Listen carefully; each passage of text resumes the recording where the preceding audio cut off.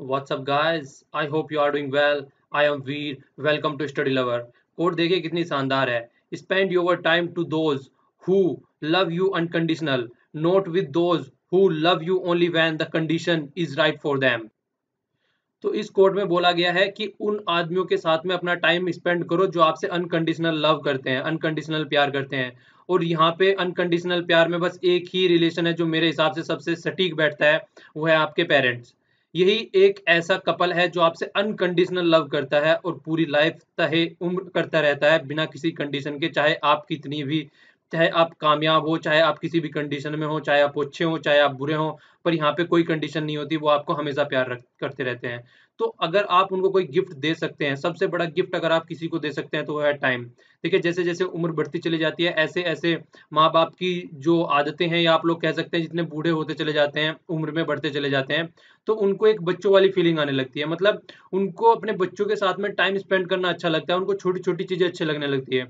तो अगर आप कुछ करना चाहते हैं अपने माँ बाप के लिए लाइफ में, अपने पेरेंट्स के लिए, तो सबसे अच्छी चीज है कि उनको टाइम दें, उनके पास बैठे, उनकी बातें सुने कि आपको क्या अच्छा लगता है, आपको मतलब क्या चाहिए, मतलब उनकी उनके बारे में सुने, वो क्या बोलना चाहते हैं, बस उनकी बातें सुने. अगर आप किसी की बातें भी सुन रहे हैं ना शांति में बैठ के, एक गुड लिसनर की तरह, तो वो भी उनके लिए एक बहुत ही बड़ा गिफ्ट होगा.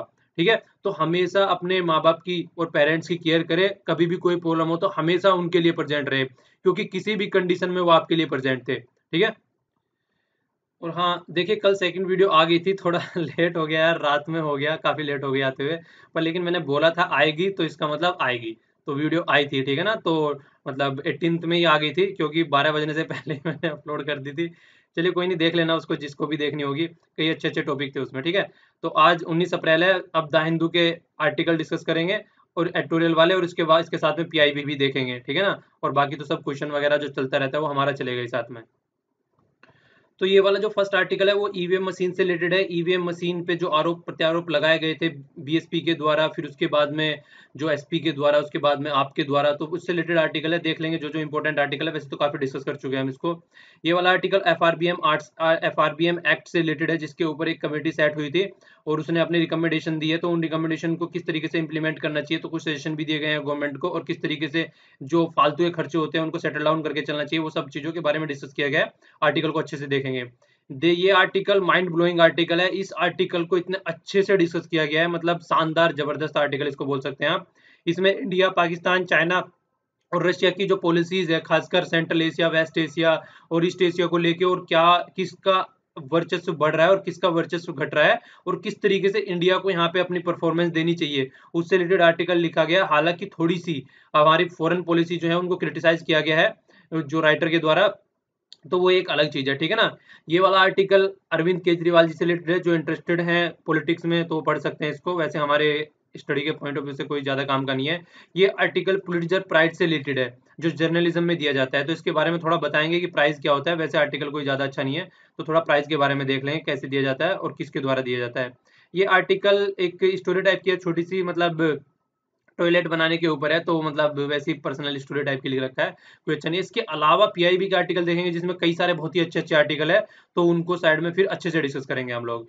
ये वाला आर्टिकल टर्की से रिलेटेड है. इस वाले आर्टिकल को हम लोग यहीं देख लेते हैं. वैसे तो हम पहले भी डिस्कस कर चुके हैं पॉलिटिक्स से टर्की की, पर लेकिन आपको पता होना चाहिए थोड़ा सा, पहले भी अच्छे तरीके से वैसे डिस्कस कर चुके हैं इसको.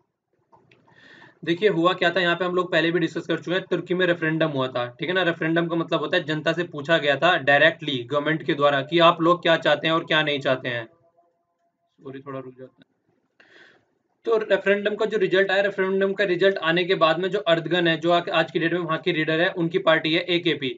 तो जो वो पार्टी है एकेपी, उसको लगभग 51% वोट मिले हैं. तो इसका मतलब 51% वोट मिले हैं, तो टोटल जो पॉपुलेशन है वहां की, उसके हिसाब से वहां उनको लगभग कितने मिल गए हैं, उनकी पॉपुलेशन के हिसाब से लगभग इनको माना जा रहा है कि 25 लाख वहां पे उनको वोट मिले हैं. ठीक है ना. 25 लाख उनको वोट मिल गए हैं. ठीक है. लाख नहीं यार, 25 मिलियन मिले हैं. ठीक है ना. तो 250 लाख हो जाएंगे. ठीक है. तो इस तरीके से उनको इतने 25, मतलब 25 मिलियन उनको वोट मिले हैं. और जो अपोजिशन है, मतलब जिन्होंने अपोजिट किया है, उनको 24 मिलियन मिले हैं. तो इसके बेस पे अगर देखा जाए तो ये जो वोट तो इनको मिली है, पर लेकिन जो वोट दी गई है वो मैक्सिमम बोला गया है कि जो रूरल एरिया है और जो बहुत ही इंटीरियर पार्ट है कंट्री का, तो उसके द्वारा दी गई है, जो कि बड़ी बड़ी सिटी है, जैसे कि अंकारा हो गया, इस्तांबुल हो गया, इजमायर हो गया. तो ये वाली इन्होंने सबने ना के वोट में दिया था। मतलब आप लोग समझ सकते हैं कि पढ़े लिखे आदमी है, सारे जो पढ़े लिखे आदमी होंगे तो वो कभी भी नहीं चाहेंगे कि डेमोक्रेसी को साइड में किया जाए। तो ये बोल रहे हैं कि यहाँ से डेमोक्रेसी खत्म हो जाएगी। तो ये बोल रहे हैं डेमोक्रेसी यहाँ से खत्म नहीं होगी, डेमोक्रेसी तो पहले ही खत्म हो चुकी है। क्यों? क्योंकि वहां पे सब आदमियों को, जब वहां पे आर्मी का कूप हुआ तो उसके बाद में क्या हुआ, जो प्रेसिडेंट अर्दगन है उसने क्या किया, अपोजिशन पार्टी जितने भी ऑफिशियल्स थे जो जो उस चीज को सपोर्ट कर रहे थे और जितने भी मीडिया के पर्सन थे उन सबको जेल में डाल रखा है। तो डेमोक्रेसी तो ऑलरेडी खत्म हो चुकी है, तो डेमोक्रेसी खत्म होने वाली नहीं है, वो ऑलरेडी खत्म हो चुकी है। और इसके रिजल्ट के बाद में अब 2029 तक ये यहाँ पे प्रेसिडेंट बने हुए रह सकते हैं। तो इतने लंबे समय तक प्रेसिडेंट बने हुए रह सकते हैं। ऊपर से हम लोगों ने डिस्कस किया था कि ये जुडिशरी को भी अपॉइंट करेंगे अपने हिसाब से। अब ये जहाँ जो भी होगा वहां पे, मतलब जितनी भी मीडिया वगैरह होगी उसको अपने हिसाब से टैकल करके चलेंगे। हालांकि सारे जेल में ऑलरेडी डाल दिए हैं, जो थोड़े बहुत बचे हुए हैं अब वो इनके हिसाब से ही काम करेंगे। और रिलेशन भी देखिए किस तरीके से होके आता है इनका बाहर वाली कंट्री के साथ में, लाइक यूरोपियन कंट्रियों के साथ में किस तरीके से इनके रिलेशन आते हैं। जिस तरीके से हमने देखा था जब इन्होंने कैंपेन अपना चलाया था तो यूरोपियन कंट्री ने मना कर दिया था। तो वो सब चीजें भी 2-3 पॉइंट यहाँ पे लिखे हुए हैं। और हमने कुछ आर्टिकलों में देखिए डिस्कस भी किया था। यहाँ पे कुर्द करके एक प्रोविंस बनाने की बात चल रही है। तो कुर्द वाले वो क्या चाहते हैं, इस तरीके से मतलब एरिया बनाना चाहते हैं अपना, उसको कुर्दिस्तान बनाना चाहते हैं वो। ठीक है, तो कुर्दिस्तान में कुछ तुर्की का एरिया लेना चाहते हैं, कुछ इराक का एरिया लेना चाहते हैं। तो इस तरीके से पूरा जो एरिया, कुछ सीरिया का भी आता है उसमें, तो पूरा एरिया कुर्दिस्तान यहाँ पे बनाना चाहते हैं। तो इससे इनकी सिक्योरिटी पे खतरा हो रहा था। तो वो सारे जो सेट आउट चल रहे थे उसका भी थोड़ा जिक्र किया। तो आप लोगों को पता होना चाहिए कुर्दिस्तान वाला एरिया ये वाला है यहाँ पे। और तो और इन्होंने क्या किया यहाँ पे, जो कि सबसे जाने माने यहाँ के जो कॉन्स्टिट्यूशनल को जानने वाले थे जब कॉन्स्टिट्यूशन बनाया गया था, तो उनको भी मतलब इन्होंने नहीं छोड़ा यहाँ तक।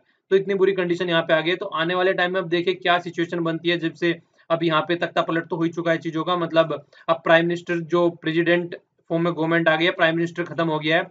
तो एक तरीके से मतलब हमने जैसे कल भी डिस्कस किया था, यहाँ पे अब मतलब पार्लियामेंट्री फॉर्म को चेंज करके प्रेसिडेंशियल सिस्टम बना दिया है। पर लेकिन जिस तरीके से हमने कल डिस्कस किया था कि प्रेसिडेंट सिस्टम में क्या होता है, एक चेक एंड बैलेंस ऑफ वाला पावर वाला सिस्टम होता है। पर लेकिन बैलेंस और चेक वाला कोई सिस्टम ही नहीं रहेगा यहाँ पे। क्यों? क्योंकि सारा काम जो है वो इनके ही अंडर में रहेगा। तो जो 3 पिलर बोले जाते हैं, लेजिस्लेटिव, जुडिशरी और एग्जीक्यूटिव, वो सारे ही इनके हिसाब से काम करेंगे। और जिसको फोर्थ पिलर बोला जाता है, मीडिया, मीडिया जेल में पड़ी हुई है। तो फोर्थ पिलर तो है ही नहीं यहाँ पे, 3 पैर की चेयर है ये।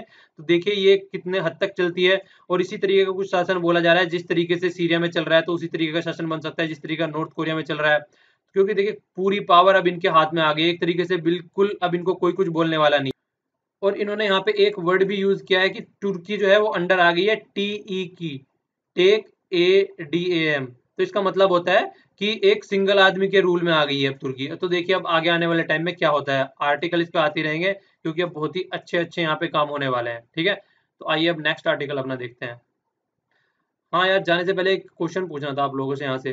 देखिए ये वाला एरिया बोलते हैं इसको क्रीमिया बोलते हैं, ठीक है ना। तो क्रीमिया के ऊपर जो ये वाला सी है, इस सी का नाम बताइए यहाँ पे, इस सी का नाम क्या है? ठीक है, नीचे ब्लैक सी है, तो इस वाले सी का जो यहाँ पे एरिया है, जो यहाँ पे थोड़ा लैंडलॉक टाइप का है ऊपर, यहाँ पे इसका नाम बताइएगा कमेंट बॉक्स में। ओके, ये आप लोगों के लिए क्वेश्चन है। देखिए यहाँ पे ईवीएम की बात चल रही है, इलेक्ट्रॉनिक वोटिंग मशीन जिसको बोलते हैं। तो उसके बारे पे बहुत सारे उस पर कमेंट किए गए थे जब इलेक्शन यूपी का रिजल्ट आया। बोला गया था इनमें कुछ घपला कर रखा है, इस तरीके की बात चीजें हमको देखने को मिली थी वहाँ पे।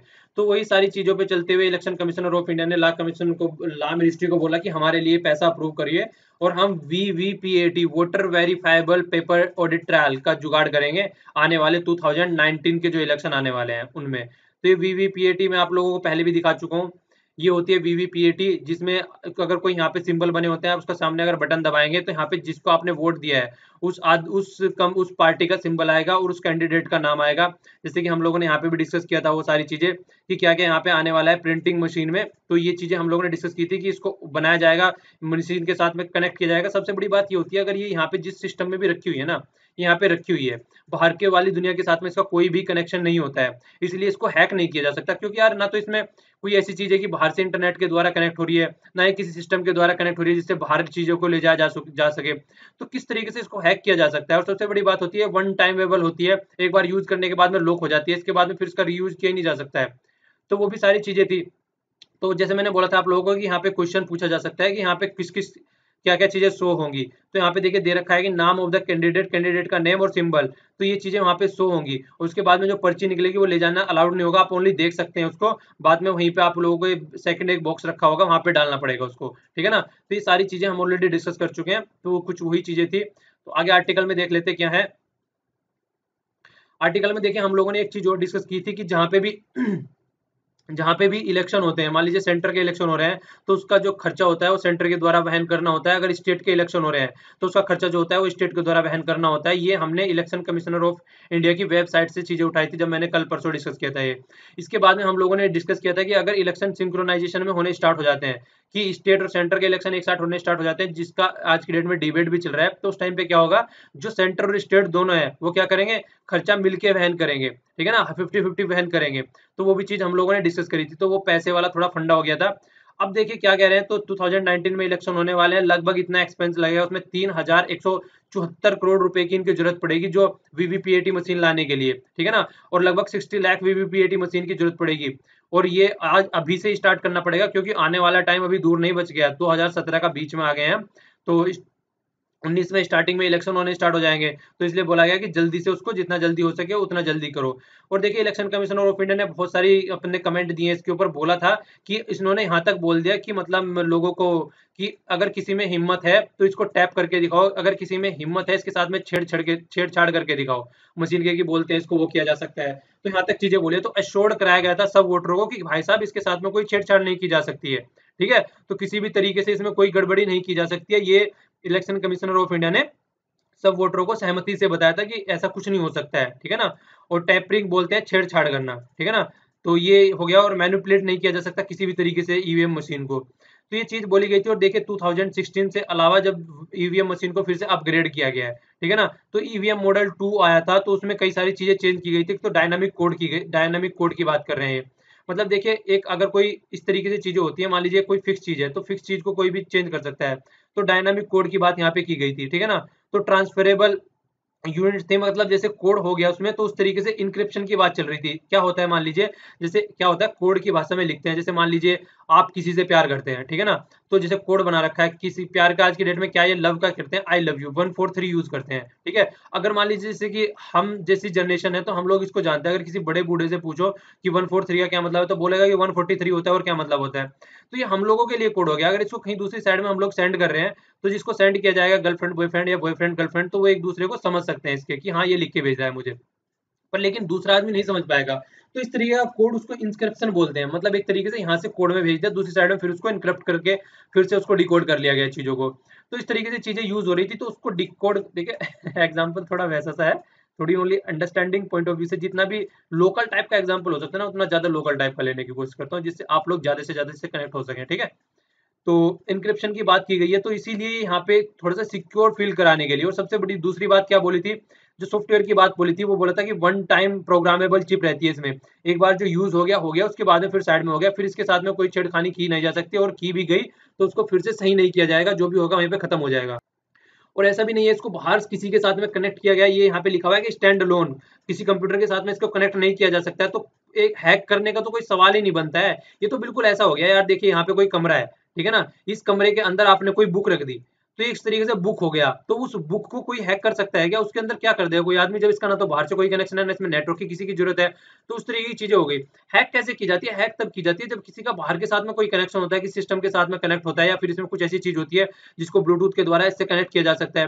तो ऐसी कोई चीजें है ही नहीं, इसके अंदर चिप भी जो लगी हुई है वो इस तरीके से एम्बेडेड की गई है कि अगर कोई इसको खोल, अगर उसको कोई बाहर से तो हैक कर ही नहीं सकता है, बकायदा आके किसी को पैच वगैरह खोलने पड़ेंगे, और पैच वगैरह खोलने के बाद भी अगर उसमें से कोई चिप वगैरह कोई निकाल रहा है तो फिर उसको लगाया नहीं जा सकता उसमें फिर से, इस तरीके से मतलब मशीन बेकार हो जाएगी। तो इसलिए इलेक्शन कमिश्नर ऑफ इंडिया ने, और हम कई आर्टिकल पहले भी पढ़ चुके हैं कि ये पॉसिबल नहीं है कि इसको हैक किया जाए। आप लोग भले ही टेंशन ले रहे हो कि इसको हैक किया गया है, तो वोटरों को देखिए, पॉलिटिकल पार्टी वोटरों को ओनली बहकाने के लिए बोल रही है, तो इलेक्शन कमीशन ऑफ इंडिया ने अच्छे से इसको वेरीफाइड किया था। अब आगे क्या बोल रहे हैं, इसके बाद में मॉडल 3 आया। मॉडल 3 में क्या किया गया, 2003 में मॉडल 3 आया, 2013 में मॉडल 3 आया, उसमें एडिशनल फीचर और आए निकल के। क्या टेम्परिंग की बात कर रहे हैं यहाँ पे, क्या बने, अगर कोई छेड़छाड़ कर रहा है तो उसको डिटेक्ट किया जाएगा, ठीक है, उसको डिटेक्ट कर लिया जाएगा अगर कोई छेड़छाड़ कर रहा है। और उसके बाद में भी क्या होता था, देखिए एक प्रोसीजर होता था पूरा, जैसे हम लोगों ने डिस्कस किया था। मान लीजिए इलेक्शन कमिश्नर ऑफ इंडिया का ये ऑफिस है, तो यहाँ पे जो मशीन ला के रखी गई है तो वो चेक की जाएंगी जब यहाँ पे रखी गई है। फिर यहाँ से जब वो मशीन निकाली जाएंगी उससे पहले चेक की जाएंगी वो मशीन की ठीक काम कर रही है नहीं कर रही है। फिर इसके बाद में जब वो मशीन वहां पे पहुंच जाएगी जिस कंस्टिट्यूएंसी में इलेक्शन होने वाले हैं, तो यहाँ पे जब मशीन पहुंच जाएगी तो वहां पे चेक की जाएगी। और फिर इसके बाद में जब उसको वोटिंग के लिए स्टार्ट किया जाएगा, तो जितने भी representative of the political party होते हैं उनके सामने फिर से मशीन को चेक किया जाएगा। तो इतना कुछ होने के बाद भी अगर फिर भी बोल रहे हैं कि मशीन में कोई गड़बड़ है, तो इलेक्शन कमीशन ऑफ इंडिया बोल रहे थे कि ऐसा पॉसिबल नहीं है, बाकी तो हवा उड़ा जा रहे हैं फालतू के।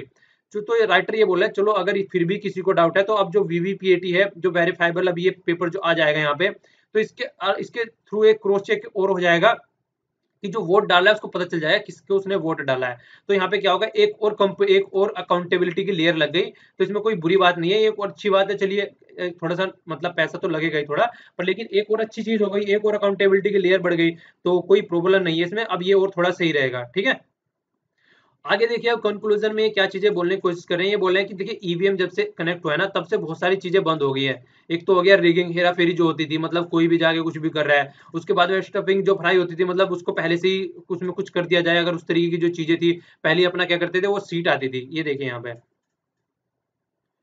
इस तरीके की सीट आती थी ये, ठीक है ना, इसको पहले से ही टिक लगा दिया, किसी के नाम पे किसी की वोट डाल कोई देता था, आप लोगों ने भी देखा होगा, बोल देते थे कि यार मेरी वोट भी तो ही डाल देना, इस तरीके से करके। तो वो जो सारी चीजें होती थी, तो वो अब सब चीजों पे बैन लग चुका है यहाँ पे, जब से ईवीएम मशीन आई है। तो ग्रेटर पार्टिसिपेशन देखने को मिला है लोगों को। अब वो ये बोल रहे हैं बैलेट पेपर, जो कि मैंने अभी आप लोगों को दिखाया, बैलेट पेपर बोलते हैं इसको, बैलेट पेपर बोलते हैं। इसमें नाम होते हैं, सारे सिंबल वगैरह होते हैं, उसके सामने अपना जाके अंगूठा वगैरह, साइन वगैरह, जो भी मतलब करना है उस पर, वो सारा काम करना होता है वहाँ पे। तो देखिए ये एक तरीके से बोल रहे हैं, अगर उस पर फिर से हम जा रहे हैं तो वो एक रिग्रेसिव सिस्टम होगा। इससे अच्छा तो यही है जो वीवीपीएटी हम लगा रहे हैं, वो ज्यादा बेटर है, और एक मतलब बैकअप की चीज रहेगी। और जो कंट्रोवर्सी इसके इर्द गिर्द चल रही है आज की डेट में, तो वो खत्म हो जाएगी, जो कंट्रोवर्सी चल रही है। तो इसको बोलते हैं क्वाइटस, क्वाइटस मतलब मरण, इस तरीके से मतलब कंट्रोवर्सी मर जाएगी, खत्म हो जाएगी। तो ये आर्टिकल था हमारा ईवीएम से रिलेटेड, ठीक है ना। वैसे हम पहले डिस्कस कर चुके थे, तो आप लोगों का थोड़ा रिवीजन भी हो गया, थोड़ा पता भी चल गया क्या क्या चीजें हैं फिर से। ये वाला आर्टिकल बहुत ही माइंड ब्लोइंग आर्टिकल है, जिसके बारे में मैं जिक्र कर रहा था। काफी अच्छा आर्टिकल है, बहुत ही कुछ सीखने को मिलेगा आप लोगों को, मतलब एक क्लियरिटी आएगी माइंड में कि चल क्या रहा है दुनियादारी में। तो देखिए लोनली जो आज की डेट में इंडिया को जिस तरीके से मतलब सेग्रीगेट कर दिया गया है, आप लोग कह सकते हैं जिस तरीके से अलग कर दिया गया है, डिसइंटरेस्टेड, उसका कोई फायदा नहीं है, और इंडिया भी कुछ इस साइड में चल रहा है खुद से। ये बोले फोकस ऑन बायलेटरलिज्म, जो बायलेटरल रिलेशन हम अलग अलग करने की कोशिश कर रहे हैं, और एक जो बड़ा ग्रुप हमारे एरिया में बन रहा है, जो चाइना जो वन बेल्ट वन रोड वाला प्रोजेक्ट लेके आ रहा है, या फिर चाइना पाकिस्तान इकोनॉमिक जो कॉरिडोर निकल के आ रहा है, तो अगर उसको उसमें हम पार्टिसिपेट नहीं करते हैं, तो ये हमारे लिए बहुत ही नुकसान की बात होगी, और हम कहीं ना कहीं आइसोलेट हो जाएंगे। ठीक है, तो इसकी बात यहाँ पे कर रहे हैं। पहले आप लोग देख लीजिए क्या बात कर रहे हैं। चाइना देखिए इंक्रीजिंगली जियो स्ट्रेटेजिक प्रेजेंस बढ़ा रहा है South Central and West Asia में, ठीक है। और चाइना रशिया पाकिस्तान एक्सिस भी एक नया निकल के आ रहा है साउथ एशिया में। तो पहले साउथ सेंट्रल और वेस्ट एशिया कौन सा है, एक बार देख लीजिए। ये हो गया साउथ एशिया, जिसका आप सार्क का भी नाम सुना होगा, जिसमें सारी कंट्री मिलके आ जाती हैं, ठीक है। तो ये वाला हो गया। तो इसके बाद में है सेंट्रल एशिया, ये सेंट्रल एशिया में आता है कजाकिस्तान, उज्बेकिस्तान, तो ये वाला पोर्शन जितना आप लोगों को यहाँ पे में दिख रहा है, ये पूरा हो जाता है सेंट्रल एशिया, ठीक है ना। और ये सेंट्रल एशिया हो जाता है। और ये साइड वाला ये क्या हो गया, अब आपका ये हो गया वेस्ट एशिया। तो इसको अगर आप यहाँ पे समझने की कोशिश करें पूरे मैप में, तो यहाँ पे हो गया, तो ये वाला हो गया साउथ एशिया, ठीक है ना। ये ऊपर वाला हो गया यहाँ पे सेंट्रल एशिया, और ये यहाँ पे आ गया वेस्ट एशिया, क्योंकि ये वेस्ट में पड़ रहा है, ठीक है ना। तो इसलिए ये इस वाले पोर्शन में सारे में देखिए, यहाँ तो चाइना की प्रेजेंस है, यहाँ तो कुछ बोलने वाली बात ही नहीं है। अब प्रेजेंस कहाँ पे बढ़ानी है, इस वाले में बढ़ानी है, यहाँ पे बढ़ानी है, और यहाँ पे बढ़ानी है। तो यहाँ पे चाइना का इकोनॉमिक कॉरिडोर आ ही रहा है, यहाँ पे चाइना का वन बेल्ट वन रोड वाला फंडा चल ही रहा है, जिसको होके यहाँ से जा रहा है, मतलब इंडिया को बीच से घेर लिया, ऊपर से इनकी रोड वाला फंडा जा रहा है जो होता हुआ। तो इनके वो सारे काम हो रहे हैं। तो इंडिया बीच में अगर इस तरीके से रह जाता है, तो इंडिया आइसोलेट हो जाएगा, ये यहाँ पे बोला जा रहा है आर्टिकल में, ठीक है। आर्टिकल में देखिए अब क्या चीजें बता रहे हैं। देखिए एक तो ये बात हो गई, दूसरी क्या हो गई, चाइना रशिया पाकिस्तान का जो एक्सेस बन के तैयार हो रहा है साउदर्न एशिया में, वो भी एक कंसर्न वाला इशू बन जा रहा है इंडिया के लिए। तो आर्टिकल में ये भी बात बोल रहे हैं कि आप ये चीजें अलग अलग बताने की कोशिश कर रहे हैं कि देखिए जिस तरीके से यूएस है यहाँ से विड्रॉल करने की बात कर रहा है, और बात काफी कुछ यहाँ से जा भी चुके हैं अगर पहले के कंपेयर में देखा जाए। तो वो जो यहाँ से कमी जो खाली कर रहा है ये एरिया यहाँ पे, तो वो खाली एरिया चाइना और रशिया के द्वारा भरा जाएगा यहाँ पे। तो ये इनकी दोनों की स्ट्रेटजी है, जो वैक्यूम उसके द्वारा क्रिएट किया जा रहा है वो हम दोनों भर लेंगे। और ऊपर से देखिए पाकिस्तान के जो आर्मी चीफ की बात कर रहे हैं, ये नए नए डेवलपमेंट हो रहे हैं। वो फर्स्ट कमांडर एंड चीफ बन गए किसके, जो Saudi backed Islamic Military Alliance है। तो इसकी बात कर रहे हैं, ये इस्लामिक मिलिट्री अलायंस है, इसका आप लोगों को हेडक्वार्टर बताना है कहाँ पे है, हालांकि समझ गए होंगे। तो इसका जो रहील शरीफ है, ये पहले आर्मी चीफ थे यहाँ पे पाकिस्तान के, अब इनको इसका कमांडर इन चीफ बनाया गया है। ये है क्या, ये एक 2015 में तैयार हुआ था, पहले तो यही ध्यान ध्यान रखिए, ठीक है ना। 2015 में बनाया गया था ये इस्लामिक मिलिट्री अलायंस। बनाया किस लिए गया था, ये इस्लामिक मिलिट्री अलायंस बनाया गया था टू फाइट द टेररिस्ट, मतलब टेररिस्ट जितनी एक्टिविटीज होती हैं, आप लोग IS IS के बारे में बोल सकते हैं, या फिर और भी जो टेररिस्ट एक्टिविटी है, तो उनसे फाइट करने के लिए इसको बनाया गया था। तो चीफ कौन बना दिया गया? पाकिस्तान का चीफ है इनका। इसमें आज की डेट में 41 कंट्री है, ठीक है ना, 41 कंट्री है। और जो ओमान है ये अभी नया नया ऐड हुआ है यहाँ पे, ठीक है। ये देखिए, ये ओमान है जो अभी नया नया ऐड हुआ है इसमें। ये यमन हो गया यहाँ पे, इसके बारे में हम लोगों ने अच्छे से डिस्कस किया था। तो ये अभी नया नया यहाँ पे ऐड हुआ है इसमें। तो टोटल 41 कंट्री होगी। तो ये मतलब टेररिस्ट से लड़ने के लिए बनाई गई थी। आर्मी का जो पाकिस्तान का पुराना चीफ था वो इसका हेड चीफ बन गया है अब। तो ये सोचने वाली बात है इंडिया को। तो ये बोल रहे हैं कि आप क्या सोच रहे हैं, अब क्या रह गया जो आप देखना है कि रीजन में जो डेवलपमेंट चल रहे हैं इस तरीके के, आप लोग उनसे वाकिफ भी हैं, या फिर अपना मतलब एक साइड में हुए बैठे हैं जो जो दुनियादारी यहाँ पे रीजन एरिया में चल रही है। तो ये बोल रहे हैं कि जो ये डेवलपमेंट इस एरिया में चल रहे हैं, या तो ये क्लूलेस है, इनको कुछ पता ही नहीं है, या फिर ये इसमें कुछ करना ही नहीं चाहते हैं, या फिर ये डिसइंटरेस्टेड है। तो इसके बारे में ये बोल रहे हैं, इतनी चीजें बोल रहे हैं। अब पूरे इसको प्रॉपर वे में आगे समझाएंगे। मतलब एक तरीके से आप बोल सकते हैं कि सबकी आंखें खोलने वाली बातें अब ये कुछ कुछ यहाँ पे बताना स्टार्ट करेंगे। अब चाइना, रशिया, पाकिस्तान एक्सिस से लेके चलते हैं। तो सबसे पहले ये क्या बोल रहे हैं? सबसे पहले बोल रहे हैं कि अगर इनकी सारों की बातें देखी जाए, alliance, natural, international politics and the friendly enemies, binary. मतलब बोला क्या गया है कि देखिए, जिस तरीके से इंटरनेशनल पॉलिटिक्स में है वो एक अलग चीज है, पर लेकिन आज की डेट में जो फ्रेंडली एनिमी बाइनरी बन चुका है। बाइनरी क्या होता है? दो वर्ड होते हैं, वन, जीरो और वन। ये कंप्यूटर में यूज किए जाते हैं लैंग्वेज के तौर पे। सारी चीजें बाइनरी फॉर्म में लिखी जाती है। डिजिटल इलेक्ट्रॉनिक्स में जो बीटेक के बंदे उन्होंने पढ़ा होगा, तो 10101 करके जो कोड होता है वो लिया जाता है। तो ये बोल रहे हैं बाइनरी, बोल रहे हैं इनको, जिस तरीके से मिल गए हैं आपस में आज की डेट में आगे। देखो, चाइना और पाकिस्तान को अगर देखा जाए, ये तो एक दूसरे के साथ में मिलजुल के काम कर रहे हैं 1962 से, ठीक है। चाइना और सोवियत सोवियत यूनियन के अगर देखा जाए, ये कभी थे ही नहीं, बेस्ट फ्रेंड कभी थे ही नहीं है, कोल्ड वार के टाइम में भी। और उससे पहले भी इनका कोई अच्छा खासा रिलेशनशिप नहीं था। क्यों? क्योंकि जो चाइना, ये सोवियत यूनियन की कोल्ड वार चल रही थी, तो कोल्ड वार का एक अलग चक्कर था। और उससे तरीके से मतलब जो इसका डेडिकेशन था थोड़ा, मतलब पाकिस्तान के साथ में मिलके रहता था 1960 से ही। और पाकिस्तान किसके साथ में कनेक्ट रहता था? वो यूएसए के साथ में कनेक्ट रहता था। तो थोड़ी कुछ चीजें मिली जुली इस तरीके की रहती थी वहां पे। और पाकिस्तान और सोवियत यूनियन का तो कभी कुछ बना ही नहीं है, वो तो कोल्ड वार से ही दुश्मन है एक दूसरे के। जिस तरीके से पाकिस्तान उसके यूएसए के साथ में रहता था, तो रशिया का कोई मतलब नहीं था उसके साथ में मिलने का, ठीक है। देखिए, जो सोवियत यूनियन है उसको 1991 से पहले यूएसएसआर वाले पोर्शन को सोवियत यूनियन बोला गया था। उसके बाद में डिसइंटीग्रेशन हो गया, तो जो ये रशिया अलग निकल गया, और बहुत सारी कंट्री अलग अलग हो गई उससे, ठीक है ना। तो उसके बाद में उसको रशिया बोला जाने लगा। तो रशिया का ही पार्ट था पहले ये। तो पर आज की डेट में बहुत ज्यादा फ्रेंडशिप हो चुका है। तो आज की डेट में जो पॉलिटिक्स चेंज हो रही है, तो उसके बारे में जिक्र कर रहे हैं, ठीक है ना। और दिसंबर की बात कर रहे हैं, दिसंबर 2016 में मीटिंग हुई थी मॉस्को में। मॉस्को रशिया की कैपिटल है। तो वहां पे सब लोग मिले ये जाके। तो वहां पे क्या हुआ, यहाँ पे देखिए फ्लेक्सिबल अप्रोच एक आई निकाल के कि किस तरीके से अफगानिस्तान को डील करना है। और सबसे बड़ी बात क्या थी, वहां पे 3 आदमी थे, चाइना, पाकिस्तान और रशिया। तो इंडिया को वहां पे इन्वाइट भी नहीं किया गया, जो कि अफगानिस्तान के ऊपर बात कर रहे हैं, और अफगानिस्तान के ऊपर बात चल रही है वहां पे, और इंडिया को वहां पे इन्वाइट भी नहीं किया गया अगर देखा जाए एरिया में। और जबकि अफगानिस्तान में इंडिया का सबसे ज्यादा पार्टिसिपेशन है अगर देखा जाए वहां पे, इन्वेस्टमेंट करने के पॉइंट ऑफ व्यू से और शांति बनाए रखने के पॉइंट ऑफ व्यू से, और उसी को यहाँ पे इन्वाइट नहीं किया गया। तो ये सोचने वाली बात यहाँ पे बन जाती है एक तरीके से अगर देखा जाए तो, ठीक है।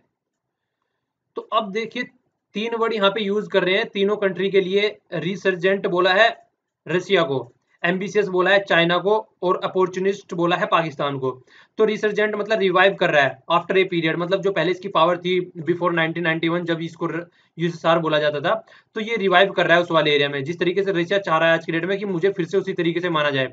चाइना एम्बिशियस है, ये चाहता है कुछ अच्छा करके निकल जाए, ठीक है ना। और यहाँ पे जो पाकिस्तान की बात बोले वो अपॉर्चुनिस्टिक है, क्योंकि उसको एक अपॉर्चुनिटी मिली है ये सारे काम करने की, किस तरीके से उसको एक तरीके से सेंटर में रख दिया गया आज की डेट में। तो ये बोल रहे हैं ये सारी जो इस तरीके की पॉलिटिक्स निकल के आ रही है, ये यूएसए को ही कम नहीं करेगी पावर को, बल्कि इंडिया का भी इन्फ्लुएंस इस वाले एरिया में कम कर देगी। तो इसलिए बोल रहे हैं कि इंडिया को कुछ भी स्टेप्स लेना है तो सोच समझ के लेना है, क्योंकि जिस तरीके की यहाँ पे कॉम्प्लिकेटेड सिचुएशन बनी है उसको हैंडल करना बड़ा आसान नहीं है, बहुत ही कॉम्प्लिकेटेड सिचुएशन बन गई है आज की डेट में। अब देखिए, ये वाली स्लाइड भी काफी अच्छी बातें कर दी है। यहाँ पे देखिए, जो रशिया और चाइना, मतलब चाइना के जो रशिया के रिलेशन है आज की डेट में अच्छे बढ़ते जा रहे हैं, ज्वाइंट मिलिट्री एक्सरसाइज कर रहे हैं। और ऊपर से जो रशिया, सबसे बड़ी बात यह है, जो जहाज और जो भी मिलिट्री के जो इक्विपमेंट है वो हमको देती है, वही सारे आज की डेट में वो चाइना को भी दे रहा है। तो इसलिए हमारी जो स्ट्रेटेजिक जो ऑप्शन है हमारा, उस पर कहीं ना कहीं क्वेश्चन मार्क लग रहा है। क्यों क्वेश्चन मार्क लग रहा है? क्योंकि देखिए, जो मान लीजिए इसने हमको कोई हथियार दिया, या कोई जहाज दिया, या कोई एरोप्लेन दिया, तो चाइना को भी अगर वही दे रहा है या फिर उससे एडवांस दे रहा है, तो चाइना को एक मतलब हमारे से ऊपर मिल गई ना एज। वही सारी चीजें चाइना को भी पता होंगी, मतलब एक तरीके से हमारी जो स्ट्रेटेजिक पॉलिसी है जिसमें मिलिट्री यूज हो जाती है, स्ट्रेटेजी का नाम लेती है, तो कहीं ना कहीं मतलब खतरे में पड़ जाएगी इस तरीके से। और देखिए, बीजिंग जो है ट्रेडिशनली अगर देखा जाए, वो कभी भी किसी के इंटरफेयर में, इन चीजों में इंटरफेयर करता नहीं था नॉर्मली अगर देखा जाए। बीजिंग जो था हमेशा अपने फायदे की सोचता था, मतलब हमेशा अपनी इकोनॉमी के फायदे की सोचता था। अगर कहीं भी लड़ाई की बात हो रही है ना, सेंट्रल एशिया में हो रही है या फिर वेस्ट एशिया में हो रही है, कहीं पे भी कुछ भी किसी तरीके का फंडा चल रहा है, तो अगर वर्ल्ड की वहां पे आपस में भिड़े हुए हैं तो वहां से दूर रहने की कोशिश करता था। हाँ, जहाँ पे इसको खुद को दिख रहा है, खुद से लड़ रहा है, तो वहां पे लड़ता रहता था। जिस तरीके से अगर पहले से ही देखा जाए तो ये मतलब ये वाला एरिया हो गया, इसमें पहले से ही चाइना कभी इंटरफेयर करना नहीं चाहता था। अफ्रीका में कोई प्रॉब्लम हो रही है, वहां पे इंटरफेयर करना नहीं चाहता था। इसको अपनी इकोनॉमी से मतलब है, इकोनॉमी बनती रहे और दुनियादारी ऐसी तैसी में जाए। तो इसका पहले से ये फंडा था। पर लेकिन आज की डेट में जब से ये एक एम्बिशियस रोल में आता चला जा रहा है, तब से इसका चेंज भी, इसका वो फोकस भी चेंज होता जा रहा है। तो जो रिलेक्टेंस हुआ करता था, ओवरकम कर रहा है उससे, और एक तरीके से मतलब एक प्रॉपर वे में आता जा रहा है। जिस तरीके से ज्वाइंट पीस चल रही है अफगानिस्तान से रिलेटेड लेके, तो इनका फोकस जो है वो बढ़ता जा रहा है। कौन से वाले एशिया में? वेस्ट वाले एशिया में। तो वेस्ट एशिया वाला जो एरिया है, जो ये वाला हो गया, वेस्ट एशिया वाले एरिया में इसका फोकस बढ़ता जा रहा है। इसमें अफगानिस्तान भी यहाँ पे आ गया, ठीक है। तो इस पे अपना फोकस ये बढ़ाता जा रहा है। और देखिए आगे जो लॉजिकल जो इसका एक्सटेंशन चल रहा है, बहुत ही लॉजिकल है। अगर देखा जाए one bolt one road one belt वाला, जिसमें ये इंडिया को घेर रहा है, बीच में इंडिया को रख दिया इसने लाके। और बहुत चाइना और रशिया की बात करें तो देखिए वेस्ट एशियन का थिएटर जो चल रहा है, वेस्ट एशियन थिएटर मतलब सीरिया वाला अगर ऑप्शन लिया जाए, और पैलेस्टीन वाला भी अगर देख लिया जाए कहीं ना कहीं, वो भी एक आप लोग बोल सकते हैं उसको भी, पैलेस्तीन और इजराइल वाला इशू है। तो मेन फोकस है वो सीरिया वाला है। तो सीरिया वाले अगर इशू पे देखा जाए, देखिए बशर अल असद जो वहाँ के प्रेसिडेंट है, वहाँ पे क्या किया गया था, जो पुतिन जी हैं उन्होंने क्या कर दिया, बार बार उसको सैंक्शन कर देते हैं। तो चाइना और रशिया आज के डेट में एक साथ में हो गया, और यूएसए एक साइड में अलग हो गया है। तो यूएसए को कुछ नहीं कर दे रहे हैं इसके रशिया के, इसके सीरिया के खिलाफ में कुछ भी नहीं करने दिया जा रहा है। तो ये इस तरीके की कंडीशन यहाँ पे बन गई है, ठीक है। और तो और जो अच्छी चीजें देखने को मिली, जो हम लोगों ने डिस्कस भी की थी, वो ये थी, इजराइल सऊदी अरेबिया और ईरान वाली बात हो गई। इनकी आपस में नहीं बनती है, ठीक है ना। तो चाइना क्या कह रहा है, आपस में बनाओ भाई, एक अच्छे से मिलके रहो। तो मैंने ये डिस्कस भी किया था कि ये वही चाइना है जो अपने वाले एरिया में सबके साथ कार्ड मारने काटने को तैयार हो रहा है, अपने साउथ चाइना सी में और ईस्ट चाइना सी में। ईस्ट चाइना सी में वो, साउथ चाइना सी में यहाँ पे वियतनाम के साथ में और फिलीपींस के साथ में, इनके साथ में लड़ कटने को मरने को तैयार है। और ऊपर वाले एरिया में यहाँ पे जापान के साथ में और साउथ कोरिया के साथ में खाने पीने को तैयार है। तो जो सबको लड़ने कटने के तैयार है, वो कह रहा है कि ईरान और सऊदी अरेबिया और इसराइल ये सारे मिलके आपस में रहें और सारे मिलके काम करें। तो इस तरीके का सजेशन दे रहा है। तो देखिए वो कहते हैं ना, पहले अपने गिरेबान में झाँको तब दूसरे को सजेशन दो। तो वो काम करना चाहिए इनको, हालांकि कर नहीं रहा है। पर लेकिन अगर दूसरे वाले एरिया में देखोगे तो वेस्ट एशिया वाली बात हो गई, ठीक है ना। कंपेयर टू वेस्ट एशिया, अगर साउथ एशिया की बात करें जो कि इंडिया आ जाता है जिसमें, उसमें अगर चाइना को देखा जाए तो चाइना को देखने का तरीका ही अलग है। यहाँ पे बहुत छोटी छोटी कंट्री है, भूटान हो गया, नेपाल हो गया, बांग्लादेश हो गया, और ये म्यांमार वाली कंट्री हो गई। तो ये कंट्री सारी क्या देख रही है, ऊपर से श्रीलंका हो गई, ये सारी कंट्री क्या देख रही है, इसको इंफ्रास्ट्रक्चर प्रोवाइडर देख रही है। मतलब ये हमारे यहाँ कितना ज्यादा इन्वेस्ट कर रहा है, हम लोगों को यहाँ पे इंफ्रास्ट्रक्चर मिलेगी, और हम लोगों के यहाँ पे व्यापार बढ़ेगा, हम लोगों की जीडीपी बढ़ेगी, हम लोगों को इस तरीके से, मतलब वही ना, इस तरीके की चीजें वही सोचने, ये सब इस तरीके से सोच रहे हैं। वो एक अंडा लेके आए तो अंडे में से मुर्गी निकलेगी, मुर्गी में से फिर अंडा निकलेगा, अंडे में से फिर मुर्गी निकलेगी, बहुत सारी मुर्गी हो जाएगी, फिर मैं व्यापार करूंगा, फिर मैं मतलब अंडे बेचने लगूंगा, फिर मुर्गे भी बेचने लगूंगा, एक बहुत बड़ा एक व्यापार मेरा चल जाएगा, मैं बहुत ही अमीर आदमी बन जाऊंगा। बाद में क्या हुआ, अंडा फूट गया। तो वो अंडा फूटेगा, हो सकता है फ्यूचर में चल के बड़ी जल्दी। पर लेकिन देखिए वो अंडा जब तक फूटेगा, हो सकता है इंडिया के लिए बहुत देर हो जाए। तो ये बोल रहे हैं कि इंडिया को ढंग से काम करना चाहिए, क्योंकि जो इंडिया की अलाइज है वो सारे इस रीजन में, वो भी वो वन बेल्ट वन रोड, या फिर जो चाइना पाकिस्तान इकोनॉमिक कॉरिडोर है, वो सब उसमें भी मिलकर काम कर रहे हैं। तो इसलिए इंडिया को जाग जाना चाहिए। ये वाला सजेशन यहाँ पे दे रहे हैं। ये वन बेल्ट वन रोड भी देख लीजिए, बोलेंगे इतनी देर से बोल रहे हैं, दिखाया इसको है नहीं। तो ये देखिए ऊपर वाली रोड हो गई, जो कि रोड के थ्रू जा रही है, देखिए टर्की से होते हुए जा रही है, ठीक है ना। और यहाँ से ये वाली यहाँ से हो गई, ये इसको बेल्ट बोला गया है नीचे वाली को। तो ये यहाँ से यहाँ मिलाने की बात चल रही है, पर लेकिन यहाँ से होती नहीं जा रही है, ये इनका प्रपोज किया गया। पर लेकिन इंडिया में जहाँ जाए, इंडिया को हटा दीजिए वहां से, इंडिया वाला पोर्शन नहीं है इसमें। ये पुराना वाला रूट है, पुराने वाले रूट को रिवाइव करने की बात कर रहे हैं। पुराने टाइम में इंडिया देखिए सेंटर में था इसके, ठीक है। पर लेकिन आज की डेट में इंडिया इसमें पार्टिसिपेट ही नहीं कर रहा है, क्योंकि चाइना के द्वारा चलाया गया प्रोजेक्ट है ये। और आगे देखिए क्या बोल रहे हैं, चाइना, और चाइना का जो अफगानिस्तान में इंटरेस्ट चल रहा है, वो पहले की सिक्योरिटी और टेररिज्म के पॉइंट ऑफ व्यू से नहीं है, वो अपनी एक सस्टेनेबिलिटी और स्टेबिलिटी लाना चाहते हैं। जो वन बेल्ट वन रोड वाला उनका कॉन्सेप्ट है, उस पर अच्छे से फोकस देके चलना चाहते हैं। और रशिया तो आज की डेट में यू टर्न कर चुका है। देखिए रशिया ने इंडिया को इग्नोर करना स्टार्ट कर दिया कई सारे इश्यूज पे, ठीक है ना। कई सारे इश्यूज पे क्या है, एक तो उसने जो सैंक्शन लगा रखे थे कि कभी पाकिस्तान को कुछ नहीं बेचेगा, आम वगैरह वो बेचना स्टार्ट कर दिए हैं, ठीक है। मतलब कुछ भी जो सेंसर लगा रखे थे, सेंसर हटा दिया है, बेचना स्टार्ट कर दिया गया है। और आज की डेट में डिस्कसिंग फ्यूचर पॉलिसीज भी अफगानिस्तान की पाकिस्तान के साथ में डिस्कस कर रहा है, ज्वाइंट मिलिट्री एक्सरसाइज पाकिस्तान के साथ में कर रहा है। तो इस तरीके से पाकिस्तान आज की डेट में रीजनल में फेवरेट कंट्री बन गया है, चाइना के लिए भी फेवरेट कंट्री बन गया है, ठीक है, रशिया के लिए फेवरेट कंट्री बन गया है। और यूएसए के लिए देखिए, जब तक भी मतलब यूएसए की प्रेजेंस अफगानिस्तान में रहेगी और तालिबान की अफगानिस्तान में चीजें रहेंगी, तब तक ये यूएसए भी कभी भी पाकिस्तान के खिलाफ नहीं जाएगा। पाकिस्तान की सिचुएशन ऐसी है। तो इसलिए ये कंडीशन बन गई है कि पाकिस्तान की सिचुएशन आज की डेट में बहुत ही अच्छी होती जा रही है, जब से इसको रसिया और चाइना सपोर्ट कर रहे हैं। तो पाकिस्तान के जनरल जो है वो तो चाहते हैं कि वेट कर रहे हैं कि कब नाटो अफगानिस्तान से जाए और उनको कुछ करने को मिले। एक तरीके से वही बातें चल रही हैं। तो यही बोला जा रहा है, फिर बोल रहे हैं कि जो पाकिस्तान ही कंस्टिट्यूशनली टेररिज्म का एक टूल है, स्टेट क्राफ्ट है, मतलब वो टेररिज्म उनका ही होता है। और वही कर वही बात कर रहे हैं कि हम टेररिज्म को खत्म करेंगे अफगानिस्तान में।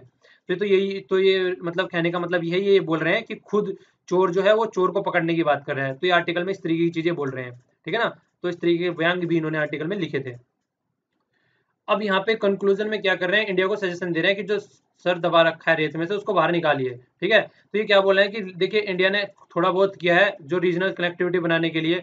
तो उसका देख आगे क्या बोल रहे हैं, आगे बोल रहे हैं कि देखिए सार्क के बारे में ले लीजिए। सार्क जो कंट्री है, तो यहाँ पे अगर एक तरीके से देखा जाए, जो सार्क को अगर सेंटर में रखा जाए, जो कि इंडिया की नाइबर फर्स्ट पॉलिसी जो थी इंडिया की, कि सबसे पहले नाइबर को रखना है, वही डोल ड्रम में है, ठीक है ना। डोल ड्रम ये ज्योग्राफी का कॉन्सेप्ट है, अगर आप लोगों ने ज्योग्राफी पढ़ी होगी तो इसको जानते होंगे। डोल ड्रम का मतलब होता है कि ऐसी जगह पे आके फंस जाना, ना तो समझ में आए इधर जाना है या इधर जाना है। तो बीच वाला एरिया वो डोल्ड्रम बोल देते हैं उसको। खासकर इक्वेटर के आसपास वाला एरिया होता है वो, ठीक है ना। तो उसको डोल्ड्रम बोल देते हैं। ज्योग्राफी की टर्म में देख लेना, सर्च करना थोड़ा इसके बारे में। तो देखिए सार्क आज के डेट में देखा जाए, इस सार्क के बारे में क्या बोल रहे हैं, सार्क के बारे में कि ये अनविलिंग है रीजनल जो इनिशिएटिव्स हैं उनको प्रमोट करने में। क्यों? क्योंकि पाकिस्तान इंडिया के जो प्रपोजल आते हैं उनको नहीं मानता है, इंडिया पाकिस्तान के प्रपोजल को नहीं मानता है। और इंस्टीट्यूशनल इशू भी कई सारे चले हुए हैं, एक प्रॉपर वे में काम ही नहीं कर रहा है। और सारी कंट्री बोलते हैं दूसरी की आप दोनों लड़ते रहते हैं, इसकी वजह से हमारा भी कुछ काम नहीं हो पाता है। तो वो ढंग से काम नहीं कर रहा है। और अगर चाइना पाकिस्तान कॉरिडोर देखा जाए तो पाकिस्तान से होके वो पाक ऑक्युपाइड एरिया से होके गुजर रहा है। वन बेल्ट वन रोड अगर देखा जाए तो सारी जो कंट्री है वो एक क्रॉस नेशनल नहीं है, इंटरनेशनल कॉन्टिनेंटल लिंकेज भी बन चुका है। मतलब इंटरनेशनल कॉन्टिनेंटल लिंक कैसे बोल सकते हैं आप इसको, पिक्चर देखिए।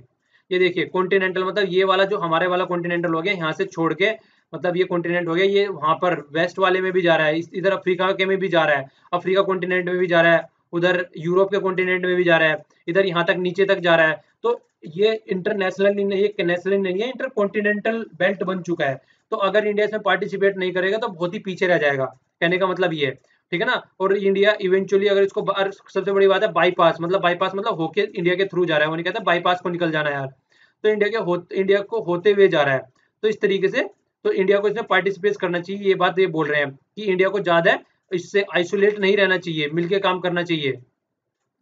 और इंडिया की जो पॉलिसी थी, जो मतलब एक तरीके से इंडिया जो पाकिस्तान को जो साइड में करने वाली पॉलिसी थी, एक्सक्लूड करने वाली पॉलिसी थी, तो आज की डेट में वो पॉसिबल नहीं है। क्योंकि जिस तरीके से चीजें कनेक्ट हो चुकी हैं, इंफ्रास्ट्रक्चर जिस तरीके की अरेंजमेंट बन चुकी है, तो इंडिया की आज की डेट में इतनी मतलब ताकत नहीं है कि वो चाइना और पाकिस्तान को आज की डेट में आइसोलेट कर सके। तो ऐसी कंडीशन बन चुकी है, ठीक है। तो ये बोल रहे हैं कि जो अपना प्यूरेटेनिकल जो इनका कड़ा जो रुख अपना अपना रखा है, जो कड़ी पोजीशन वो अपना रखी है, प्यूरेटेनिकल बोलते हैं, तो उसको छोड़ के एक तरीके से प्रॉपर वे में काम करना स्टार्ट कर दे। और जिस तरीके का जियोग्राफिकल सिचुएशन बनी हुई है, जियोपॉलिटिकल इशू बने हुए हैं, तो उनमें साथ मिलकर काम करना स्टार्ट कर दे, ठीक है ना। तो देखिए पूरा आर्टिकल था, पूरी अच्छे से चीजें समझाई गई है, आपको अच्छे से समझ में आई होगी, ठीक है। तो इसके बारे में लिख सकते हैं, तो अगर 5-7 पॉइंट लिख सकते हैं आपको जो सुटेबल लगता है कि एक किस तरीके का इशू था, क्रिटिकली इसको एनालाइज कर सकते हैं आप। तो करिएगा इसके ऊपर अगर पॉइंट लिखने हैं तो आपको। ये वाला एफआरबीएम के बारे में हम लोगों ने डिस्कस किया था, physical responsibility budget management act के बारे में बात करती है, 2003 में आया था। ये बजट मैनेजमेंट एक्ट 2003 में आया था। आया क्यों था? क्योंकि देख गवर्नमेंट के जो खर्चे थे वो बहुत ही ज्यादा हो चुके थे। जब भी इलेक्शन आते थे तो लोन माफ कर देते थे, तो लोन माफ कर दिया तो उससे क्या होता था, उसको डायरेक्ट जो था जो इंडिया का जो धन है, मतलब इंडिया का जो खजाना है, उसको सीधा सीधा इम्पैक्ट पड़ता था उसके ऊपर। कोई स्ट्रेटेजिक पॉलिसी नहीं अपनाते थे, बस कोई प्रॉपर वे में प्लानिंग नहीं करते थे, उठाते थे, इलेक्शन आते थे जब भी वो सबके लोन माफ कर दिए, किसी को कुछ बांट दिया उठा के। तो वो इस तरीके जो चीजें ली जाती थी। तो ये एफआरबीएम एक्ट है कि अपना जो रेस्पॉन्सिबिलिटी है, फिजिकल जो रेस्पॉन्सिबिलिटी है, उसको सही से टैकल करो। फिजिकल मैंने आप लोगों को वर्ड भी बताया था पहले भी, जो मॉनेटरी वर्ड होता है वो वहां पे जब भी आएगा वो सेंट्रल बैंक के लिए आता है, जैसे हमारे यहाँ पे आरबीआई है। अगर फिजिकल की बात हो रही है तो सेंट्रल गवर्नमेंट के लिए आता है। तो फिजिकल डेफिसिट या मॉनेटरी, इस तरीके से मॉनेटरी पॉलिसी या फिजिकल पॉलिसी की बात कर रही है, तो फिजिकल पॉलिसी हमेशा गवर्नमेंट की होती है और मॉनेटरी हमेशा सेंट्रल बैंक की होती है, ठीक है। और देखिए कमेटी के बारे में पहले 2-3 बार जिक्र कर चुका हूँ, इसको याद हो जाएगी, आप लोग इसका नाम बताइएगा, ठीक है। तो कमेटी के जो इसके हेड थे उनका नाम लिखिएगा आपका लोग कमेंट बॉक्स में, कई बार डिस्कस कर चुका हूँ मैं इसको। तो देखिए ये हुआ क्या था, नॉर्मली इसीलिए हुआ था कि बहुत सारा डेब्ट बनता हुआ जा रहा था, तो उस डेब्ट को किस तरीके से टैकल किया जाए।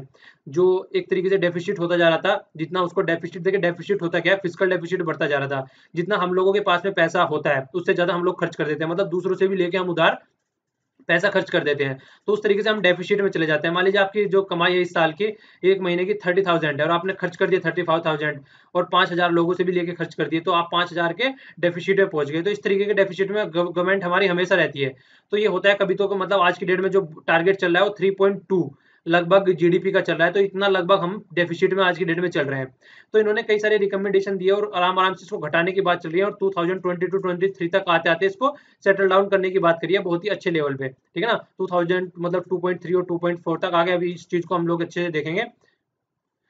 तो इससे प्रॉब्लम क्या होती है ये भी चीजें डिस्कस कर रहे हैं। देखिए जो अगर इस तरीके से अगर ये गवर्नमेंट है, अगर किसी का लोन माफ कर दिया बिना किसी प्रॉपर वे में, जिस तरीके से यूपी में किया गया है, तो हमने ये डिस्कस किया था कि यूपी में बोल रहे थे कि अच्छे तरीके से इंफ्रास्ट्रक्चर प्रोवाइड कराओ, वहाँ पे इरिगेशन की फैसिलिटी प्रोवाइड, अच्छे सीड प्रोवाइड कराओ, या फिर वहाँ पे ऐसी जो वो स्टोर्स बनाते हैं वो स्टोर्स बनाओ, जिसकी वजह से क्या होता है, अगर जो वहाँ पे पेरिसेबल जो प्रोडक्ट होते हैं जो खराब हो जाते हैं, टमाटर हो गया या फिर ये ओनियन वगैरह हो गए, उनको रखने की एक स्टोर बनाओ, कोल्ड स्टोर जिसको बोलते हैं।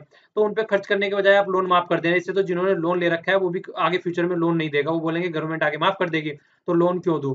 तो इससे क्या होगा, वहां पे आप खर्च करते हैं उससे क्राउड आउटिंग होती है, मतलब क्राउड आउटिंग प्राइवेट इन्वेस्टमेंट होता है। मतलब अगर जो बैंक है वो सारा पैसा इधर ही खर्च कर देगा तो प्राइवेट आदमियों के लिए पैसा ही नहीं बचेगा, तो प्राइवेट कंपनियों के लिए पैसा नहीं बचेगा, तो प्राइवेट कंपनी इन्वेस्ट नहीं करेगी। प्राइवेट कंपनी इसमें इन्वेस्ट नहीं करेगी तो डिमांड एंड सप्लाई वाला जो इशू होता है वो फिर से कहीं ना कहीं प्रॉब्लम में पड़ जाएगा, तो हमारी इकोनॉमी एक प्रॉपर वे में वर्क नहीं करेगी। तो ये भी यहाँ पे सोचने वाली बात हो जाती है कि आप लोगों को किस तरीके से कितने लेवल में चीजें करनी चाहिए।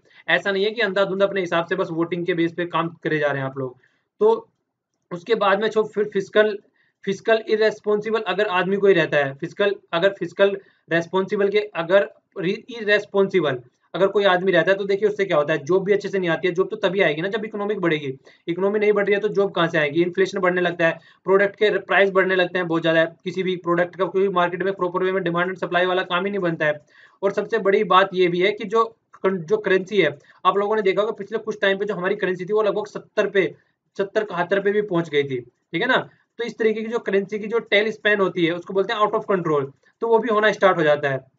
और सबसे बात होती है कि कंट्री जो है एक डिफॉल्टर वे में आगे खड़ी हो जाती है, ब्रिंक बोलते हैं कगार पे आगे, मतलब कहीं ना कहीं कगार पे आ जाती है कि जिस तरीके से 1991 में क्या हुआ था, हम लोगों का अपना जो पैसा था, गोल्ड था, सोना था, वो बाहर जाके रखना पड़ गया था, जो लंदन में बैंक है उसमें, और उन्होंने फिर हमको पैसे दिए थे, जिसके उन्होंने हमको डॉलर दिए थे जिसके बेस पे हमारा काम चला था। उस टाइम पे हमारे पास में ये भी पैसा नहीं बचा था कि हम पेट्रोल और तेल भी खरीद सकें, हमारे पास में ओनली 1 वीक का बोलते हैं उस टाइम पे ओनली पेट्रोल तेल बचा हुआ था। तो इतनी बुरी कंडीशन हमारी आ गई थी। तो ये किसकी वजह से आई थी, ओनली इसी की वजह से आई सॉरी, ओनली इसी की वजह से आई थी कि हम फिजिकली रेस्पॉन्सिबल नहीं थे, तो इन्होंने बोला कि फिजिकली रेस्पॉन्सिबल हो जाओ ढंग से, ठीक है ना। और एफआरबीएम एक्ट के बारे में बोल रहे हैं कि limited government borrowing authority under article 268 में भी दे रखा है, तो एफआरबीएम से आप कनेक्ट कर सकते हैं 268 आर्टिकल को भी, जिसके तहत देखिए गवर्नमेंट का ये लगाया जा सकता है कि जो बोरोइंग है उसको ढंग से सेटल कैसे किया जाता है। टैक्स के बारे में यहाँ पे दे रखा है कि सेंट्रल गवर्नमेंट टैक्स लगाती है, स्टेट गवर्नमेंट उसको कलेक्ट करती है, तो जो उस टैक्स की बात कर रहे हैं, तो अगर लिमिटेड बोरोइंग रहेगी तो फिर जो जो टैक्स वगैरह यहाँ से लिए जाते हैं उनसे आप प्रॉपर वे में चीजों को सेटल डाउन करने की कोशिश करो एज कंपेयर टू बोरोइंग के, ठीक है ना। तो इस आर्टिकल को, तो कुछ कुछ ऐसी चीजें इस आर्टिकल में है, थोड़ा देख लीजिएगा आप लोग भी इस आर्टिकल को।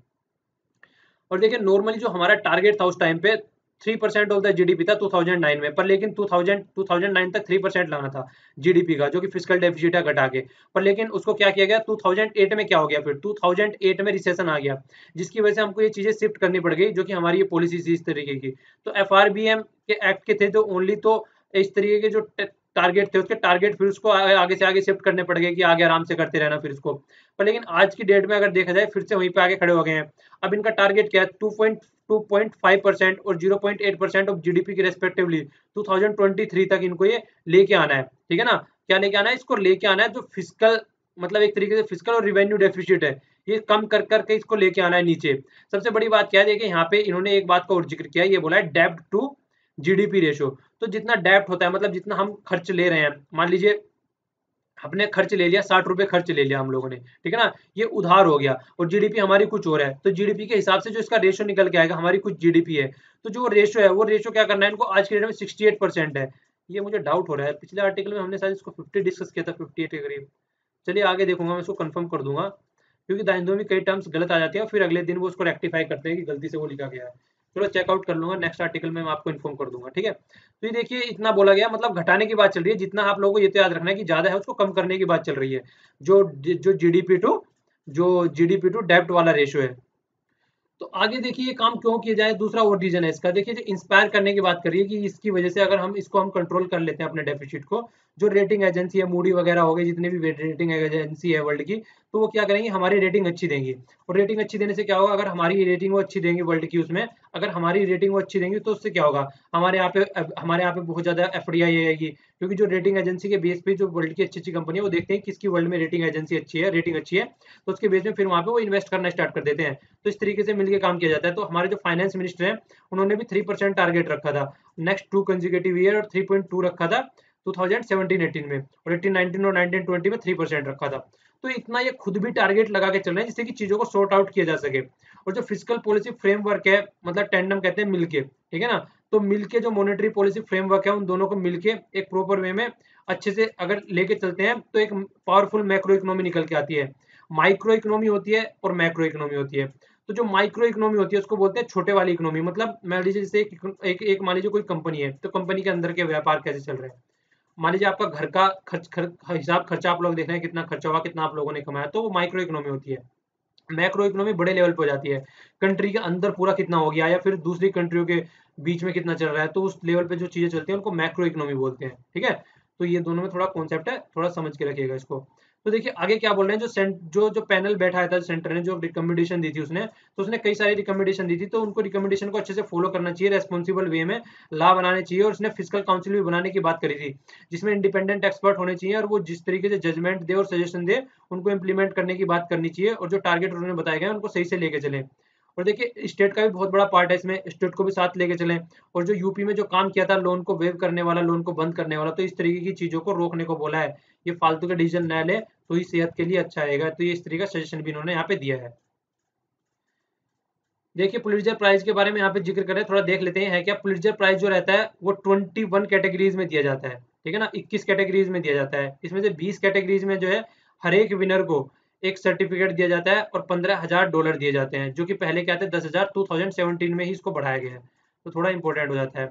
और जो एक होता है 20 तो ये हो गया, फिर 21 वाला जो एक रह गया पब्लिक कैटेगरी में, जर्नलिज्म कंपटीशन में जो दिया जाता है उसको गोल्ड मेडल दिया जाता है, ठीक है। ये यूनाइटेड स्टेट के द्वारा दिया जाता है। और एक्सीलेंस इन न्यूज़पेपर जर्नलिज्म या फिर library achievement in the musical composition, तो इन सब में इसको दिया जाता है। 1917 में फर्स्ट अवार्ड दिया गया था और बहुत ही पुराना है, तब से चला हुआ आ रहा है, प्रेजेंटेड बाय कोलंबिया यूनिवर्सिटी। तो ये इसके बारे में थोड़ी फैक्चुअल इन्फॉर्मेशन हो गई जो कि आप लोगों से पूछी जा सकती है। अब ये वाली पीआईबी की न्यूज हो गई, वैसे तो हम डिस्कस कर चुके थे, लेकिन कभी कल जो है वर्ल्ड हेरिटेज डे था। ये कब बनता है, ये बनता है 18 अप्रैल को, तो याद रखिएगा 18 अप्रैल को बनाया गया। इसकी थीम क्या थी, culture heritage and sustainable tourism, तो ये इसकी थीम थी। तो इसी के बेस पे हम लोगों ने डिस्कस किया था कि देखिए यूनेस्को से वर्ल्ड हेरिटेज साइट का कल्चर दिया जाता है, जिसको बोलते हैं यूनीएस्को। इसका नाम भी याद रखिएगा, हम इसको बोलते हैं United Nation Educational Scientific Culture Organisation. तो इसका आप लोगों को नाम याद रखना है। तो इसमें क्या करते हैं, हमारे यहाँ पे 3 साइट अभी इंक्लूड की गई है, इसका रिवीजन कर लीजिए, बहुत ही ज्यादा इंपॉर्टेंट था। चंडीगढ़ में कैपिटोल कॉम्प्लेक्स, ये आर्किटेक्ट कौन थे इसके, ली कार्बोजी, चंडीगढ़ के आर्किटेक्ट भी इनको बोला जाता है, ठीक है ना। कंचनजंगा की हम लोगों ने बात की थी, ये मिक्स्ड साइट है सिक्किम में, अच्छे से याद कर लीजिएगा, क्वेश्चन पूछा जाएगा तो मिक्स से ही पूछा जाएगा, क्योंकि ये सिंगल साइट है इंडिया में। जो मिक्स साइट में, मिक्स साइट किसको बोलते हैं, जो इकोलॉजिकल पॉइंट ऑफ व्यू से भी अच्छी होती है और अपना रिलीजन पॉइंट ऑफ व्यू से भी अच्छी होती है, उसको मिक्स साइट आप लोग बोल सकते हैं। इंडिया में टोटल 35 वर्ल्ड हेरिटेज साइट है, जिसमें से 27 तो कल्चर वाली है, 7 नेचुरल है और 1 विक्स है, और 1 विक्स ये वाली है ये, ठीक है ना। नालंदा विहार जो कि नालंदा यूनिवर्सिटी वाला कॉम्प्लेक्स है, उसको भी इसमें वर्ल्ड हेरिटेज साइट में डाला गया है। इंडिया ओनली ऐसी फर्स्ट कंट्री है जिसको 3 एक साथ साइट जिसकी वर्ल्ड हेरिटेज साइट में डाल दी गई है। तो ये भी एक मतलब गर्व करने वाली बात है। और थर्ड हाईएस्ट पीक है कंचनजुंगा, मैंने आप लोगों से 2 और पूछा था, आप लोगों ने अच्छा आंसर दिया खैर उसके। और थ्रेटन स्पीसीज भी यहाँ पे पाई जाती है, ये मूक डियर हो गया, लेपर्ड हो गया, या हिमालयन थार हो गया। ये चीजें हम लोग डिस्कस कर चुके थे, आपका रिविजन हो गया यहाँ पे। यहाँ पे जो नया था वो ओनली ये था, कल्चर और हेरिटेज वाला कॉन्सेप्ट था, और ये आप लोगों को याद रखना है 18 अप्रैल को, और वाइस प्रेसिडेंट इसको एड्रेस कर रहे थे, ओके। आगे देखिए ये क्या है, ये बहुत ही अच्छा आर्टिकल है। इंडिया के जो वारशिप है वो पहुंच गए हैं कहाँ पे, ये सुडा, SOUDA, सोडा बे, याद रखना इसको। ये ग्रीस वाले एरिया में पड़ता है, ठीक है ना, ग्रीक भी आप इसको बोल सकते हैं, ग्रीक वाले एरिया में पड़ता है। तो यहाँ पे हमारी जो इंडियन जो नेवी है वो वहाँ पे ओवरसीज डिप्लॉयमेंट में गई है, वो है मतलब एक तरीके से अच्छे रिलेशन बनाने के लिए वहाँ पे गई है। तो हमारे यहाँ पे 4 वारशिप गए हैं, एक तो नेवल मुंबई गया है, त्रिशूल गया है, एक तारकश गया है और आदित्य गया है। तो ये यहाँ पे गए ग्रीस में। एक बार एरिया देख लीजिए, आप लोगों को ज्यादा बेटर समझ में आएगा। ये वाला एरिया हो गया यहाँ पे, ठीक है ना, ग्रीस। इसको ढंग से थोड़ा देखिए, अब इसको ढंग से देखेंगे तो ये वाला एरिया हो गया, ठीक है ना, ये एथेंस हो गया। तो यहाँ पे इस वाले एरिया में यहाँ जा रहे हैं, आप लोगों को देखने को मिलेगा ये वाला ग्रीस हो गया। तो ये देखिए सुडोआ बेस, तो ये बे हो गया यहाँ पे जिसको बोला गया है, ठीक है। तो इसके बारे में जिक्र कर रहे थे। तो यहाँ पे हमारी आर्मी जा रही है, और देखिए यहाँ पे अगर हमारी आर्मी जा रही है, वैसे हमारे रिलेशन यहाँ पे अगर अच्छे बनेंगे, यहाँ से होते हुए गई, ठीक है। तो यहाँ से होते हुए यहाँ पे पहुंची, तो यूरोपियन कंट्री के साथ में हमारे रिलेशन अच्छे बनेंगे और दूसरी कंट्रियों के साथ में भी रिलेशन अच्छे बनेंगे। तो कई सारे काम करने की यहाँ पे बात चल रही है। तो ये क्या बोल रहे हैं, देखिए जो इनकी हमारी जो पार्टनरशिप यहाँ पे चल रही है वो हेलेनिक, ये नेवी है। तो ये नेवी कहाँ की है, ये ग्रीक की नेवी है। तो इसके साथ में हम यहाँ पे कई सारी चीजें करेंगे, एक्सरसाइज करेंगे, या फिर नेवल एक्सरसाइज करेंगे, या फिर और भी कई सारे जो छोटे मोटे ऑपरेशन होते हैं वो हम यहाँ पे करेंगे। तो एम क्या है इसका, यहाँ पे क्या गया, नेवल की वेस्टर्न कमांड गई है यहाँ पे। वेस्टर्न कमांड से आती 3 कमांड होती है, आप लोगों को याद रखनी है। वेस्टर्न कमांड जो होती है वो मुंबई में है, ठीक है ना। ईस्टर्न कमांड जो है वो विशाखापट्टनम में है, और जो सदर्न मोस्ट कमांड है वो कोच्चि में है, ठीक है। तो ये नेवी की 3 कमांड ऑफिशियल होते हैं, आप लोगों को याद रखना है। सीडीएस के लिए बहुत ही ज्यादा इंपॉर्टेंट है, और सीपीएफ के लिए भी बहुत ही ज्यादा इंपॉर्टेंट है, सीएपीएफ के, ठीक है ना। तो उसके लिए भी काफी इंपॉर्टेंट है ये। और एसएससी में पूछा जा सकता है, जो नॉर्मल एग्जाम होते हैं, खासकर जो सीपीओ का होता है, तो इसलिए इंपॉर्टेंट होता है, इनको याद रखिएगा, ठीक है। तो आगे देखिए क्या एम क्या था, पीसफुल पर्पज के लिए वहां पे गई थी, एक सोलिडरी बनाने के लिए, फ्रेंडशिप बनाने के लिए, और लाइक माइंडेड कंट्री के साथ में रिलेशन अच्छे बनाने के लिए। तो एक अच्छा बॉन्ड हो जाएगा ग्रीक के साथ में हमारा, वहां पे एक अच्छे लेवल पे हम लोग व्यापार भी देखे करते हैं, तो इस एरिया में शांति भी बनी रहेगी। और इंडिया ग्रीक के बारे में बोला जाए तो एंशिएंट कल्चर है दोनों, एंशिएंट सिविलाइजेशन है दोनों, ये आप लोगों ने सुना होगा। 2007 में हमारे जो प्रेसिडेंट थे एपीजे अब्दुल कलाम, जो कि सबके प्यारे चहीते प्रेसिडेंट थे, वो यहाँ पे गए थे। और कोऑपरेशन बनाने की जो स्टार्ट हुई थी वो अच्छे से स्ट्रेट जो ढंग के लेवल पर, वो कहाँ पे हुई थी, 1998 में हम लोगों ने स्टार्ट किया था। और मेडिटेरेनियन सी से होते हुए चीजें जाती हैं, तो देखिए मेडिटेरेनियन सी में भी शांति बनी रहेगी, सब मिलके वहाँ पे काम करेंगे, तो फ्रेंडशिप वाला एक एरिया वहाँ पे बन जाएगा। चलिए यहाँ पे भी एक क्वेश्चन बताइएगा, देखिए ग्रीक हो गया यहाँ पे, ठीक है ना, कहाँ पे हो गया, गुम हो गया, ये हो गया। तो ग्रीक के ऊपर वाले सी का नाम बताइए इसके, ठीक है। ये आप लोगों को इसके ऊपर वाले सी का नाम बताना है, ग्रीक के, दिख रहा है ना सी ये, तो इस सी का आप लोगों को नाम बताना है, ओके। और अगर इसका भी बता सकते हैं तो मजे आ जाएगा, सोने पे सुहागा हो जाएगा। इसका बता दीजिए, इसका बता दीजिए, और यहाँ पे ब्लैक सी हो गया, और यहाँ पे मेडिटेरेनियन सी हो गया। तो तीनों का आप लोग फिर कनेक्ट कर, चारों का आप लोग कनेक्ट कर सकते हैं। तो अगर बता सकते हैं तो दोनों का बताइएगा, ठीक है। और हमारी इंडियन नेवी वहाँ पे जा रही है, तो एरिया इसलिए थोड़ा इंपॉर्टेंट हो जाता है, तो थोड़ा ध्यान रखने वाली चीजें बन जाती हैं इस वाले एरिया में, ओके। देखिए हमारा इंडियन मेट्रोलॉजिकल जो डिपार्टमेंट है वो हर बार क्या करता है, फोरकास्ट करता है कि मानसून किस तरीके का होने वाला है। तो काफी हद तक ये अच्छी एक फोरकास्ट लेके आता है कि कितनी बारिश होने वाली है, कितना क्या चीज होने वाला है। तो इंडियन मेट्रोलॉजिकल डिपार्टमेंट अब की बार फिर लेके आया है, ठीक है। तो ये न्यू दिल्ली में इसका हेडक्वार्टर है, वो याद रखना है। आप लोगों को बताना है किस मिनिस्ट्री के अंडर आता है, क्वेश्चन है आप लोगों के लिए है। तो इन्होंने एक केस इन्होंने सोचा है कि जो लगाया 96% अब की बार मानसून अच्छे लेवल पे रहेगी, लॉन्ग पीरियड एवरेज। ये क्या होता है इसको अभी हम लोग अभी डिस्कस करेंगे आगे। और जो फोरकास्ट असेसमेंट सजेशन है वो 38% probably near the normal monsoon, जो नॉर्मल मानसून होता है उसके लगभग 38% के आसपास रहेगा। और ये क्या है यहाँ पे, ये क्वांटिटी है, इतनी क्वांटिटी में रहेगा, और लगभग नॉर्मली जो असेसमेंट है वो इतने पास में रहेगा। तो देखिए दो तरीके होते हैं फोरकास्ट करने के, एक तो होता है मानसून जो किया जाता है वो फोरकास्ट किया जाता है कई चीजों के बेस पे, कि रेनफॉल क्या हो रही है, एटमॉस्फेयर क्या है, ओशन में क्या किस तरीके करंट है, या ला लीना और एलिना वाला जो कॉन्सेप्ट होता है उनके बेस पे। तो इसके बेस पे इसको यहाँ पे फोरकास्ट किया जाता है। एक तो ये चीज रहती है, इसको बोलते हैं कपल्ड फोरकास्ट सिस्टम, ठीक है ना, monsoon mission coupled forecast system. तो दो सिस्टम में पूछे जा सकते हैं, फर्स्ट तो ये हो गया। दूसरा क्या होता है, forecast system operation statistical ensemble forecast system, ठीक है ना। तो ये क्या होता है, ये होता है लॉन्ग पीरियड एवरेज, मतलब पिछले 10 15 20 30 सालों में जो एक एवरेज रहा है उसके बेस पे निकाल के फोरकास्ट कर दिया जाता है कि भाई साहब इतना होगा, 5-10% आगे पीछे लगा लेते हैं।